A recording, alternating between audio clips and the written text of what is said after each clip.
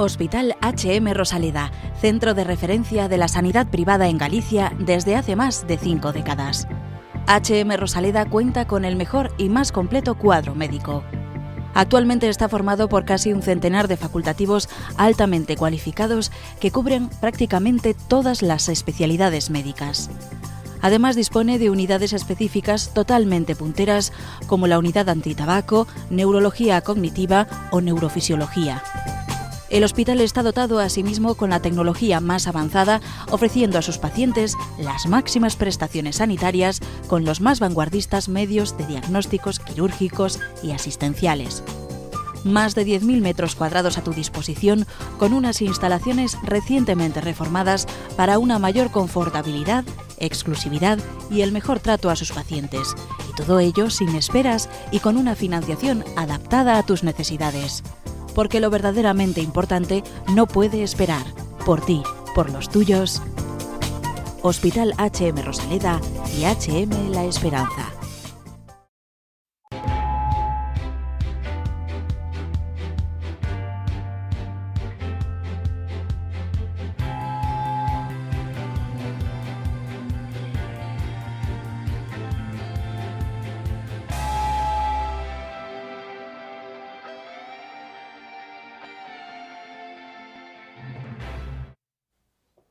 ¿Qué tal? ¿Cómo están? Bienvenidos una semana más a Falando de Saúde, el espacio de salud de Correo Televisión en el que se cuidan, nos cuidamos ya desde hace 10 años gracias siempre a los grandes profesionales que hay en el grupo HM Hospitales.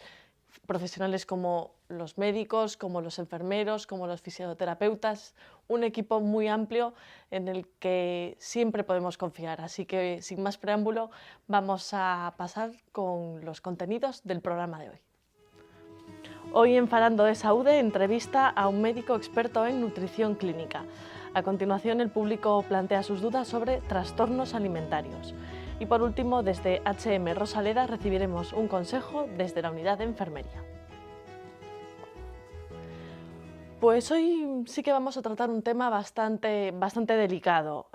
Los trastornos alimentarios ocupan el grueso del programa de hoy, un área delicada, como les decía, que evoluciona, parece que parejo con la sociedad y de la que nos dará buena cuenta nuestro invitado de hoy, que ya ha venido muchas más veces, que ya es un miembro de esta casa, doctor Fernando Ferrón. Bienvenido. Hola, buenas tardes. Tema delicado, ¿verdad? Tema delicado y, bueno, muy controvertido y que muchas veces no sabemos cómo reaccionar. Sí, sobre todo por las implicaciones de salud que puede tener para quienes lo padecen, ¿no?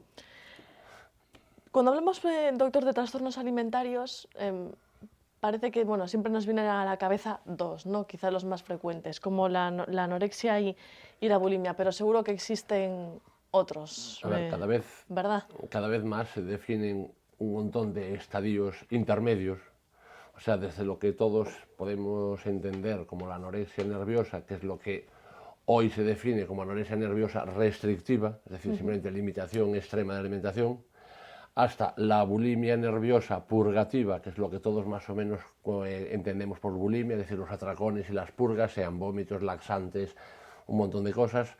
Pues existen un montón de trastornos intermedios, como pues la anorexia purgativa, la bulimia no purgativa o trastorno por atracón.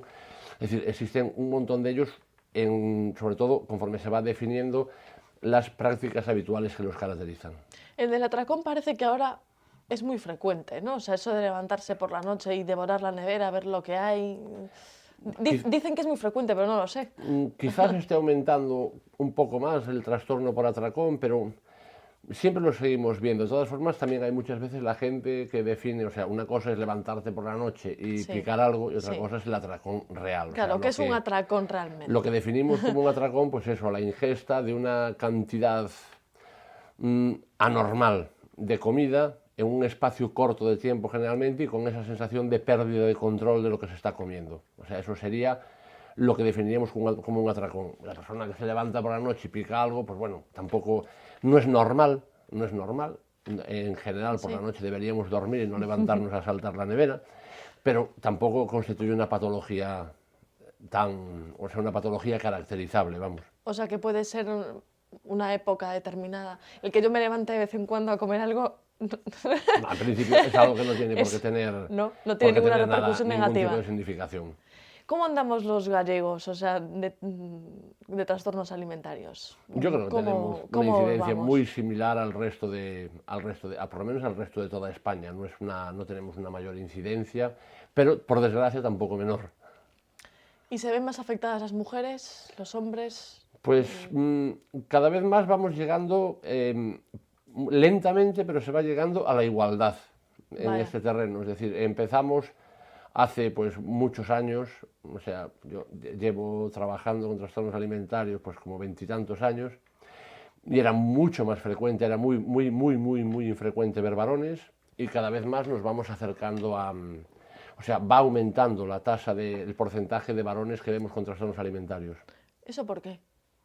¿Existe alguna pues, causa? Quizás, a lo mejor, si hacemos historia de todos estos últimos años, quizá lo que haya ido cambiando es que la importancia de la imagen en el varón ha ido aumentando. O sea, hace pues 30 años no era algo tan importante, o sea, no era algo tan extraño, o sea, no era algo que se valorara tanto la imagen en el varón, ¿no? Todos recordamos pues eso, el varón que decían que se casaba y engordaba era la curva de la felicidad, sí. No se le daba mayor importancia, es decir... Yo creo que por un lado le damos mayor importancia a la imagen y por otro lado también hay una cosa muy clara. Hemos ido viendo que el sobrepeso tiene consecuencias de salud severas y que cada vez todos vamos aceptando pues que ligado al sobrepeso hay un montón de trastornos de salud que llevan a que evitemos ese sobrepeso. Claro, evitamos ese sobrepeso, pero luego también podemos llegar a personas que tienen un excesivo culto al cuerpo, los vigoréxicos, que solamente piensan en hacer deporte y en quemar todas las calorías de aquello que comen. Y llegar a extremos y llegar a hacer pues auténticas barbaridades por ese culto a una imagen corporal determinada ligada a un desarrollo muscular ilógico, o sea, el desarrollo muscular en la persona pues que se dedica a un deporte de competición o que incluso pues se dedica al culturismo, mientras sea bien controlado no tiene ningún problema. El problema es que además nos encontramos con gente pues que no dispone de ese tiempo. O sea, si cogemos a cualquier culturista profesional y le preguntamos, eso es como un trabajo cualquiera. O sea, las horas al día que pasan en el gimnasio y que pasan trabajando el cuerpo no son una ni dos. Entonces la gente que tiene una vida pues que hace más cosas, a veces pues también se cae en el tema de los atajos, de buscar anabolizantes, sí, que por desgracia siguen apareciendo, y buscar pues atajos que ponen muy en peligro la salud. Claro, luego también tenemos una moda reciente de mujeres embarazadas que no quieren engordar demasiado, pero que se machacan en el gimnasio, luego tienen una barriguita minúscula, pero siguen musculosas y no se paran a pensar en las consecuencias que pueda sufrir el feto o incluso ellas en el momento del parto, ¿no? Hombre, ¿Qué ocurre con el exceso de deporte en el embarazo? Yo creo que, como en todo, cualquier exceso de ejercicio físico en cualquier etapa de la vida, en el embarazo igual, no es bueno. Es decir, el sobrecargar nuestro cuerpo de ejercicio físico podemos llegar incluso a hacer daño muscular, a provocar problemas. Por otro lado, pues el decir, la embarazada tiene que comer por dos, no. O sea, tampoco nos pasemos. O sea, en el embarazo hay pues una serie de criterios de ganancia de peso. Por decir, pues en un embarazo, en los 2 primeros trimestres la ganancia de peso es pequeña, en el último trimestre, cuando el feto ya es mucho mayor, la placenta crece más, el líquido amniótico es mayor, pues pueden llegar eso a más o menos final del embarazo sin problemas, una ganancia entre 7 y 9 kilos, no sería nada extraño, pero que tiene que ser muy gradual. En el primer trimestre debe haber una ganancia muy pequeña. Entonces, llevar un control, sí.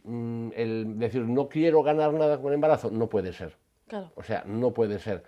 Nosotros ya hemos visto, pues, eso, por desgracia para nosotros, pacientes con trastornos alimentarios embarazadas, y que llega un momento que el único argumento que tienes cuando dices que tengo barriga, le digo, claro, pero es que esa barriga lleva una personita ahí dentro, o sea, no me estés hablando, claro. O sea, no tienes barriga, estás embarazada, tienes una criatura dentro que evidentemente va a crecer a lo largo del embarazo y va a llegar al final del embarazo con el peso normal de un feto a término, pues sí, está ahí, pero no estás engordando. A veces ahí sí que se nos complican más las cosas. Eso ya es ya más delicado. De todos modos, imagino que cada vez se detectan antes y se mejora el diagnóstico, ¿no?, de este tipo de enfermedades. Sí, cada vez se detectan antes porque las familias están también mucho más, pues, más vigilantes, más preocupadas, ¿no? Quizás porque saben que se va sabiendo que el trastorno alimentario puede tener consecuencias severas para la persona que lo padece. Sí. Y se trata, y por lo menos se va llegando, parece que antes, a buscar ayuda especializada. Nos falta un puntito que, por desgracia, y no sé el por qué, en muchísimos casos nos siguen llegando como enfermedades vergonzantes, por llamarle de alguna manera. Entonces no se llega o sea, somos reacios a admitir pues que mi hija, mi hijo o yo puedo padecer un trastorno alimentario. Por otro lado, cuesta mucho trabajo romper con una idea de que es culpable de lo que le pasa. No, nadie es culpable de estar enfermo. Eso es una parte que tenemos que tener clarísima. Pero sí que cada vez se van detectando más a tiempo porque las familias están un poquito más a visor. El chico o la chica que empieza a perder peso de forma incontrolada o de forma excesiva suele ya generar alarma. Y lo que a veces cuesta más trabajo detectar son las prácticas purgativas, porque es mucho más difícil, porque una persona con una bulimia purgativa, pues a lo mejor no cambia de peso. Entonces es mucho más difícil de detectar. ¿Y el tratamiento cómo ha evolucionado en todos estos años? A ver, en el tratamiento tenemos dos partes muy importantes. La parte médica, por así decirlo, sí, médico-nutricional, que es la que yo llevo más directamente, y la parte de psicoterapia. Tienen que ir parejas, se supone que tienen que ir parejas. Tiene lo razonable es trabajar dentro de una unidad multidisciplinar. O sea, nosotros llevamos años trabajando un psicólogo, un psiquiatra y yo mismo, porque es la única forma de coordinarse. A veces hay problemas, yo lo siento, pero no nos queda más remedio, porque la gente dice, es que yo tengo mi psicólogo, ¿dónde? Dije, mire, pero quiero que además me vea usted al niño, me vea usted a la niña. Y dije, mire, yo lo siento, pero me es imposible poderme coordinar con todas las personas que pueden hacer psicoterapia en Galicia y que seguro que la hacen muy bien, pero que se busquen a alguien que controle el tema nutricional más cerca de ellos. Yo no puedo, me es imposible, lógicamente, coordinarme con todos los psicólogos que estén trabajando con una paciente o con un paciente sí, con un trastorno alimentario que quieran que yo lo vea, por ejemplo, no es posible.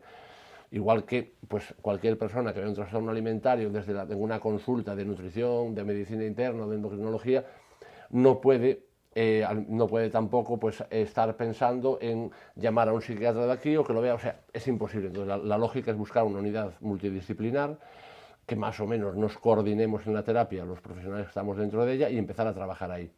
En el punto de vista nutricional, lo que más nos centramos es en evitar que el trastorno alimentario provoque un daño físico real, sea por malnutrición, sea por las propias purgas, por trastornos electrolíticos o incluso por sangrados digestivos que pueden llegar a provocar. Esa es la parte importante para mí, o sea, evitar el daño físico. Y la parte importante desde la psicoterapia, a pesar de que me pilla un poco más lejos, pues lógicamente es conseguir que esa persona vaya controlando esas prácticas, vaya rompiendo con esas prácticas y vaya pues evolucionando hacia otros centros, o sea, hacia una vida más normal, más placentera, en que tiene que cuidar su salud, como tenemos que cuidar todos, pero que no puede ser el medio kilo o la media talla el objetivo de su vida. Exacto.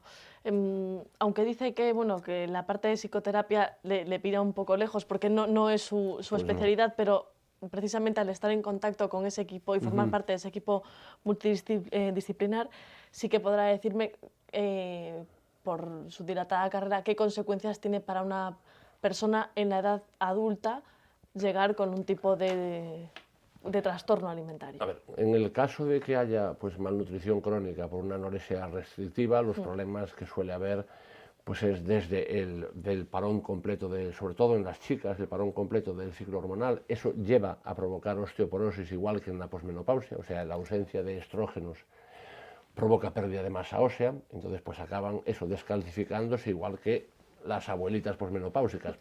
Prematura, pero aquí en este caso prematuramente. Tienen un severo peligro para problemas óseos. Pueden tener un montón de problemas, pues eso, al haber parón del ciclo hormonal por culpa de la malnutrición, pues problemas de maduración, o sea, se generan un montón de problemas físicos. Luego, aparte ya los que pueda generar la malnutrición crónica, pues por déficit de proteínas, por anemia, por lo que sea en relación con esa malnutrición crónica. Y sobre todo, o sea, es cierto que una persona nunca se recupera de un trastorno como por ejemplo la anorexia y la bulimia y que puede recaer en cualquier momento. O sea, es algo que siempre Hombre, está ahí. a ver, en principio, recuperación total se habla un poco, pues, así, un poco en plan de cantidades que nos podamos aclarar, pues decir que, bueno, aproximadamente un 50% van bien, de ese 50%, la mitad podemos considerarlas curadas porque pasan X años libres de síntomas, otra parte de esas, pues por lo menos se mantienen con una vida razonablemente normal dentro de unos parámetros físicos normales y sin que el trastorno alimentario sea una interferencia severa para su vida. Y luego del resto, pues por desgracia sigue habiendo una mortalidad que no es despreciable en trastornos alimentarios. Estamos hablando a lo mejor pues, de un 5 o un 10% de todos los pacientes que pueden llegar a presentar consecuencias fatales.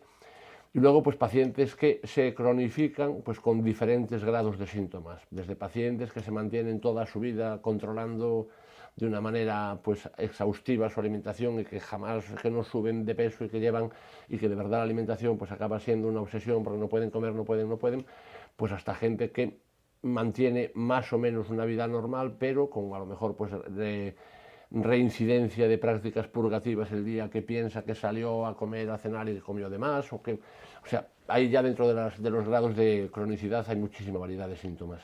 ¿Qué papel juega la prevención en la infancia? Imagino que es muy importante, sobre todo, pues, educarnos, ¿no? en comer bien, ¿no? Tenemos que tener claro una cosa, los niños heredan, en principio, los hábitos alimentarios de sus padres, porque es lo que ven. O sea, estamos hablando de niños muy pequeños. Es más, a mí me sorprende muchísimo, porque no es mi campo de trabajo, lógicamente, que pediatría cada vez ve trastornos alimentarios en edades más tempranas, sí. Lo cual realmente es curioso, no puede ser. O sea, me parece como tremendamente difícil de comprender pues que una niña o un niño de 4 o de 5 años restrinja la alimentación porque tengo que tener no sé qué, salvo que lo esté viendo en algún sitio. O sea, claro. Es muy complicado. Pero entonces tenemos que tener claro eso, los niños van a heredar los hábitos de alimentación de sus padres. Si los hábitos de alimentación de los padres son malos y luego se socializan en, pues eso, sea en el colegio, sea en la guardería, en muchísimos casos con comedores escolares, con lo cual pues me supongo que las ideas sobre alimentación que pueden circular en un comedor colectivo donde hay niños, niñas, pues también podrán ser un montón de cosas, pero tenemos que hacer una prevención, educar en una alimentación razonable, convencer y educar desde siempre que una persona no es una imagen. Yo creo que es una cosa importantísima. Por desgracia para nosotros, pues vivimos en una sociedad de culto a la imagen excesiva. Más que nunca probablemente en la historia de la humanidad, porque también es la época en toda la historia de la humanidad en que conseguimos transmitir una imagen en tiempo real.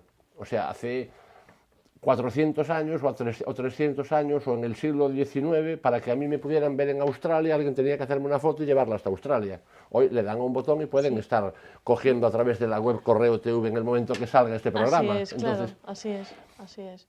Pues eso nos lleva, pues eso, por otro lado, pues por muchísimos motivos, o sea, lo que a lo mejor es lógico, la imagen de la persona con una figura normal que se asocia y que deberíamos intentar asociar a qué es lo saludable, ni el bajo peso ni el sobrepeso es bueno, pues al final acabamos asociando, no sé por qué, pero vamos llevando cada vez a una imagen de mayor delgadez como imagen de triunfador, como imagen correcta y nos lleva pues a que la gente acabe copiando. Con lo cual hay incluso quizá más casos ahora que hace años, porque hay expertos que decían que hace 15, 20 años pues sí que hubo, digamos, una alta incidencia, luego parece que se estancó y ahora parece que vuelve a haber un repunte, ¿no? Sí, vuelve a haber vuelve a haber más incidencia. Curiosamente vemos en edades a lo mejor menos frecuentes hace pues 20 años o 25 años cuando yo empecé a ver trastornos alimentarios. Era mucho más frecuente pues en eso, entre los, en adultos. Yo en pediatría es algo que me pilla ya muy lejos, pero aproximadamente en la segunda década de la vida, o sea, entre los 15 y los 20 y pocos, era normalmente la época entre los 14 y los 20 y pocos, era la época de debut, y ahora estamos viendo pues también otro pico de incidencia, finales ya de tercera década de la vida, 20 y muchos, cerca de los 30, como aparición de trastornos alimentarios de nuevo. Se buscan muchas explicaciones, pues desde la insatisfacción de las personas, tanto sea laboral como personal, por el mundo que vivimos en este momento y que lleva a buscar otros mecanismos, otros controles de otra cosa, una satisfacción en otra cosa, pues consigo una buena imagen, pues controlo mi alimentación. No está muy claro el porqué, pero sí que está un poco más disperso ya la edad de debut. Claro, y está bien el querer cuidarse, ¿no? Y el querer aparecer guapos, pero, claro, Sí, lo que pasa es que con mesura y siempre teniendo en cuenta la salud, por supuesto. yo creo que deberíamos, pues eso, revisar el tema, decir, cuidado, por encima de todo, o sea, la imagen bonita no es la imagen ni Muchas veces ni real que se ultra proyecta delgada, en una revista. ni la imagen Sí. que se llevaba, tampoco nos vamos tan lejos. En la época de Rubens, si vemos todos sus cuadros, Sí. y era la imagen de Sí. belleza, Sí, pues sí. era más bien, por lo menos, rolliza. Sí, Yo creo que deberíamos, sí, pues, los cánones evidentemente están cambiando. decir, primero, la imagen que debemos buscar es la imagen de la persona sana, que se mantiene dentro, por lo menos en ese terreno, dentro de un peso normal. Sí. Y luego, bueno, ya lo demás guapo, más feo, cada uno tiene sus problemas. ¿Qué le vamos a hacer? Cada No, uno nace como nace. y que además el concepto de belleza es muy subjetivo. Que es muy complicado Claro. por eso, pero por lo menos no intentar asociarlo a una imagen corporal que sea perjudicial para la salud. O sea, tan malo es que asociemos a imagen corporal, o sea, que asociemos a belleza la imagen corporal como mínimo de sobrepeso, que hablábamos antes de la época Sí. de Rubens, como que asociemos al muy bajo peso, como a veces nos está ocurriendo ahora. Pues ahora nos vamos a, si le parece, a las preguntas de los espectadores.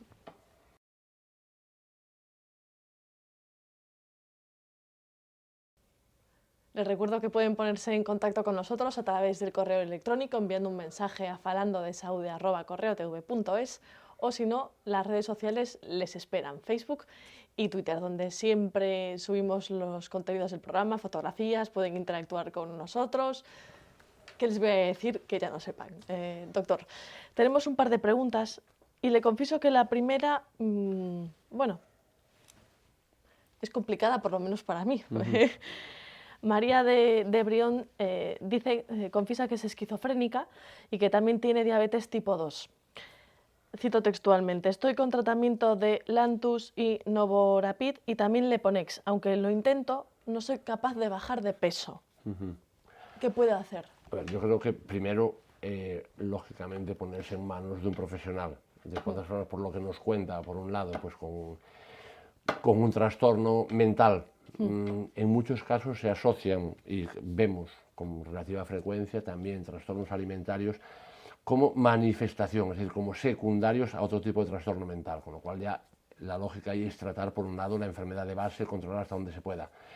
Por otro lado, nos comenta que tiene una diabetes tipo 2, en un porcentaje altísimo de personas, la diabetes tipo 2 debuta en personas con sobrepeso, es decir, si ya debutó la diabetes tipo 2, aparte de que tenga o no tenga su susceptibilidad genética, pues debuta siempre asociada o casi siempre asociada a sobrepeso, con lo cual pues también nos está diciendo que probablemente lleva tiempo con unos hábitos alimentarios que no son los más correctos, si ya llegó.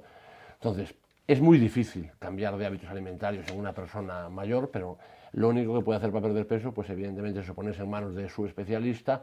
Si además está con insulina, pues tendrán que optimizar el tratamiento, darle una dieta y no le va a quedar más remedio de llevar una dieta súper estricta, tanto por su diabetes como por la medicación que tiene. Patricia... Y aumentar la actividad física hasta donde sea capaz. Ah, claro, eso si no gastamos nada, claro. Es muy complicado. Por poco que comamos... A veces nos quejamos, es que yo no como muy poco, no pierdo peso, y luego vemos a esa misma persona que para subir un piso espera 5 minutos un ascensor. Claro, hay que moverse. Patricia de Santiago plantea una duda, una reflexión que ya hemos tratado, pero bueno, pues no está mal, ¿no? Las campañas de moda me hacen daño, reflejan unos estereotipos inalcanzables y en el fondo me dejo influir por ellos. ¿Qué hago? Dice. Yo creo que también deberíamos valorar una cosa, es decir, relativizar, pues me da igual, relativizar lo que, para llamarlo de alguna manera, son nuestros ídolos sociales. Nos parezca, como nos parezca, pues top models, tanto masculinos como femeninas, hay, por entendernos, 4 en el mundo, frente al resto de la población. Bien, pues están ahí. vale, pues están ahí, es su oficio, es su trabajo, pero no es un modelo de identificación. En eso entran un montón de condicionantes, desde que cada modisto consiga adaptar la ropa que quiere vendernos o que quiere exhibir a un modelo determinado de persona, que la fabrique en unas medidas determinadas, pero deberíamos valorarlo pues igual que no todos podemos llegar a ser Messi o Cristiano Ronaldo, y siguen siendo también ídolos sociales, pero yo creo que deberíamos valorarlo en ese terreno. Es decir, es una profesión, el modelo de profesión es su profesión, tiene que adaptarse a una ropa determinada que los modistos quieren exhibir, y es su profesión y es su trabajo, pero hasta ahí tenemos obligación de imitarlo, o sea, ninguna, yo creo que no hay por qué imitarlo. Otra cosa es que te guste la ropa que luce o no luce, y que luego ves si le queda mejor o peor que a él. O que uno no se la pueda poner. Pero no nos olvidemos de eso, que top models, pues hay, comparado con el resto de la población, 4. Efectivamente. Bueno, pues ahora, como todas las semanas, nos vamos a ir a H&M Rosaleda a recibir un consejo del equipo de enfermería.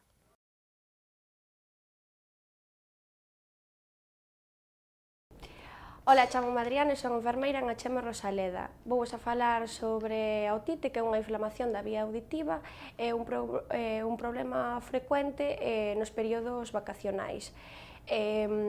Os síntomas desta inflamación é a dor de oídos, a otalxia, fiebre ou irritabilidade. En casos máis extremos, pódese dar otorrea, vértigo ou hasta parálisis facial. Unha serie de consellos para previr a otite son os seguintes: utilizar tapóns para tapar a vía auditiva correctamente, e así previr que nos entre humidade e auga na mesma. Estes tapóns teñen que ser adecuados ao noso conduto auditivo para que así cumplan a súa función correctamente. Ademais, outro consello sería que nas viaxes, para prevenir que se nos tapone a vía auditiva, durante o aterrizaxe e o despexe do avión, masquemos chicle ou comamos algún caramelo ou algo así polo estilo para taponar a vía auditiva, para evitar que se tapone deste xeito a vía auditiva.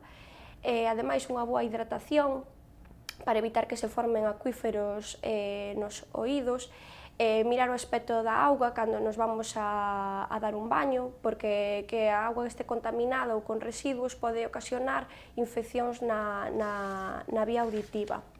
Ademais, outra cousa importante é a exposición altos períodos de tempo a aire acondicionado, xa que este reseca moito o ambiente e fai que se produzan otites con máis facilidade. Tamén nas vacacións é tempada de ir a concertos, festivais e verbenas. E tamén a exposición a música moi alta é favorecedora a aparición de otite. Tamén para previr a otite é moi importante a limpeza da vía auditiva, non utilizar sobre todo bastoncillos porque impiden que o oído realice a súa limpeza natural. Outra cousa importante tamén é despexar a vía auditiva de humidade, xa que ela é unha das que ocasiona esta enfermidade. Ya me están haciendo luces, eso significa que no tenemos más tiempo y no me queda más remedio que despedir a nuestro invitado de hoy, al doctor Ferrón. Muchísimas gracias por venir. De nada. De verdad que, bueno, yo le invito a que vuelva. Ha venido muchas veces, pero tiene que volver más a darnos lecciones no hay problema, como esta. Cuando queráis. Y a ustedes, bueno, pues gracias por estar ahí, por acompañarnos siempre semana tras semana. Y ya saben, el mejor de nuestros deseos, como siempre transmite Ignacio y hoy yo, salud y suerte.